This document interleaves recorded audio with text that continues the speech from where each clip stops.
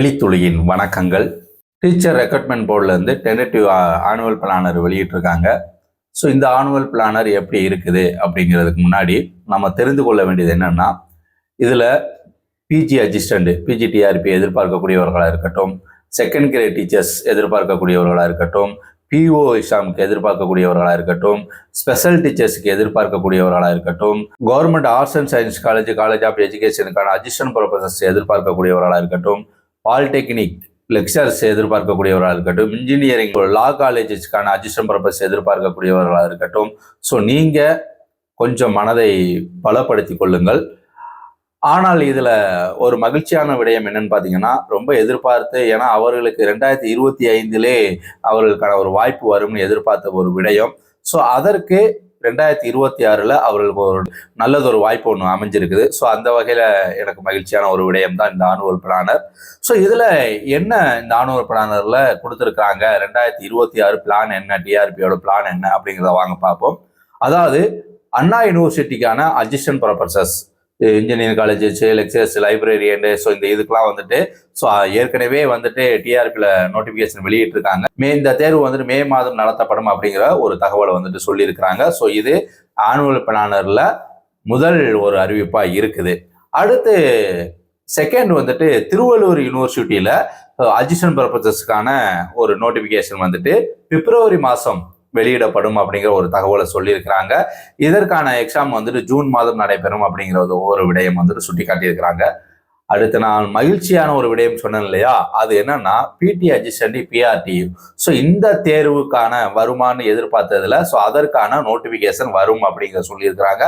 அது மார்ச் மாதத்துல அதற்கான நோட்டிஃபிகேஷன் எதிர்பார்க்கப்படுது. ஸோ இதற்கான எக்ஸாமினேஷன் வந்து ஜூலை மாதம் நடக்கும் அப்படிங்கிற ஒரு தகவல் சொல்லியிருக்கிறாங்க. அடுத்து TN TET, so special TET அது தனி, டெட் எக்ஸாம். ஸோ இந்த டெட் எக்ஸாம் வந்துட்டு பேப்பர் 1 பேப்பர் 2க்கு வந்துட்டு மே மாதம் வந்துட்டு நோட்டிஃபிகேஷன் வரும்னு சொல்லியிருக்கிறாங்க. ஸோ எக்ஸாமினேஷன் வந்து ஜூலை மாதம் அப்படிங்கிற தகவல் இதில் சொல்லியிருக்கிறாங்க. அடுத்து சீஃப் மினிஸ்டர் ரிசர்ஷிப் ஃபாலோஷிப் சிஎம்ஆர்எஃப். ஸோ இது வந்துட்டு 2025 வரலாம், ஆனால் 26 ஸோ இதற்கான வாய்ப்பு கொடுத்துருக்காங்க. ஜூன் மாதம் இதற்கான நோட்டிஃபிகேஷன் வரும்னு சொல்லியிருக்காங்க. ஆகஸ்ட்ல இதற்கான எக்ஸாமினேஷன் நடக்கும் அப்படிங்கிற தகவல் சுட்டி காட்டியிருக்கிறாங்க. அடுத்து செட் எக்ஸாம். ஸோ ஏற்கனவே டிஆர்பி செட் எக்ஸாம் நடத்தி முடிச்சாங்க. இப்போ டிஆர்பி அடுத்த செட் எக்ஸாமுக்கான ஒரு வாய்ப்பு ஏற்படுத்தி கொடுத்துருக்காங்க. இது வந்துட்டு ஜூலை மாதம் டிஎன் செட் நோட்டிஃபிகேஷன் வரும்னு சொல்லியிருக்கிறாங்க. எக்ஸாம் வந்துட்டு செப்டம்பர் மாதம் அப்படின்னு சொல்லி காட்டியிருக்காங்க. அடுத்து டிஎன் செட்டு, ஏற்கனவே ஒரு டிஎன் செட் வந்துட்டு மே மாதம் நோட்டிஃபிகேஷன் சொல்லியிருக்காங்க இல்லையா. இப்போ டிஎன் செட்டு, 2வது டிஎன் செட்டு இதே 2026 அக்டோபர்ல நோட்டிஃபிகேஷன் வரும்னு சொல்லியிருக்கிறாங்க. டிசம்பர்ல இதற்கான எக்ஸாமினேஷன் நடக்கும் அப்படிங்கிற தகவல் சுட்டி காட்டியிருக்கிறாங்க. ஸோ இப்படியாக இந்த விடயங்கள் வந்துட்டு இந்த ஆனுவல் பிளானர்ல சொல்லப்பட்ட ஒரு விடயமா இருக்குது.